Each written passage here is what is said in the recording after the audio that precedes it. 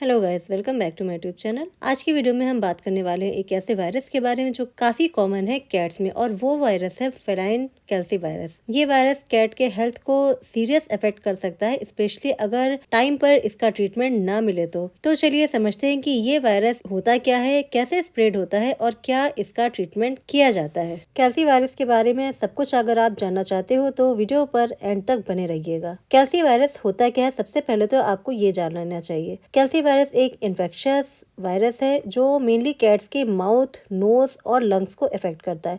इससे कैट्स को flu like symptoms होते हैं, जैसे स्नीजिंग करना, कफिंग होना और फीवर होना। कभी कभी माउथ में छाले पड़ जाते हैं, अल्सर्स भी हो जाता है जो उनके लिए खाना खाना मुश्किल बना देता है। अगर आपकी कैट्स को ये सिम्टम्स हैं तो आप अलर्ट हो जाइए।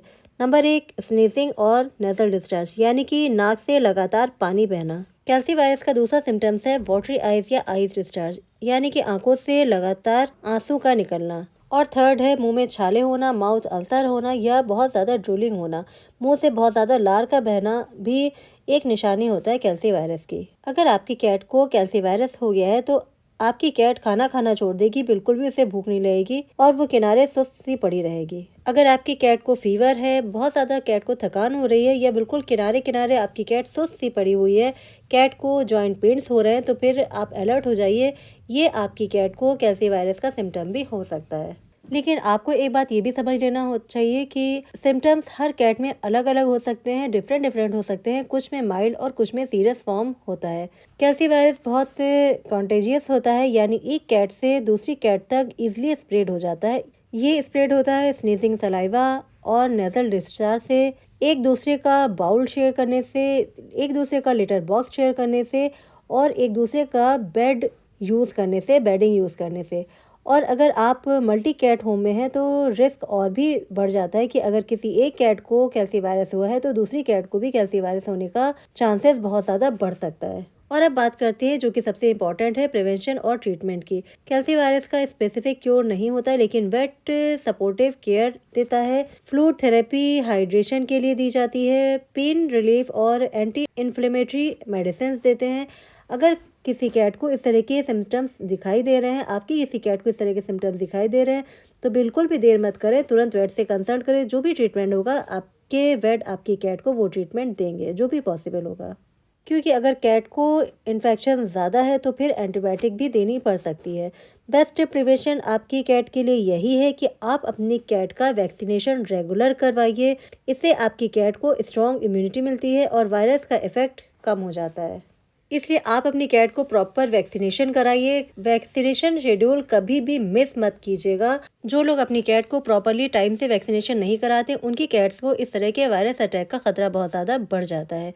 अगर आपकी कैट इन्फेक्टेड है तो उसे बाकी कैट से अलग रखिए। अगर आप मल्टी कैट पेरेंट हो, वार्म और स्ट्रेस फ्री एनवायरनमेंट दीजिए अपनी कैट को और उसको सॉफ्ट फूड दीजिए। हाइड्रेशन ज़रूर मेंटेन रखिए, क्योंकि कैल्सी वायरस में मुंह में छाले हो जाते हैं और कैट को खाना खाने में बहुत ज़्यादा दिक्कत होती है। इसलिए कोशिश कीजिए कि अपनी कैट को होममेड फूड दीजिए, सॉफ्ट फूड दीजिए और जितना हो सके उतना ज़्यादा उसे लिक्विड फूड दीजिए बनाकर। जब वेदर चेंज हो रहा होता है, यानी कि सर्दी से गर्मी और गर्मी से सर्दियां आ रही होती हैं, जैसे आजकल का जो मौसम है, इस मौसम में कैट्स को इस तरह का वायरस अटैक होने का खतरा बहुत ज़्यादा बढ़ जाता है, क्योंकि इम्यूनिटी सिस्टम थोड़ा सा वीक हो जाता है। मौसम चेंजेस की वजह से, वेदर चेंजेस की वजह से कैट से थोड़ा सा खाना पीना खाना भी कम कर देती हैं, भूख कम लगती है, ये सब चीज़ें होती हैं। और अगर आपकी कैट भूखी रहती है तो फिर इस तरह के अटैक, वायरस अटैक होने का खतरा भी काफ़ी हद तक बढ़ जाता है। इसलिए कोशिश कीजिए कि आपकी कैट टाइम से खाना खाए, कैट से टाइम से और पानी भरपूर पिए। पानी की कमी आपकी कैट्स की बॉडी में बिल्कुल भी नहीं होनी चाहिए।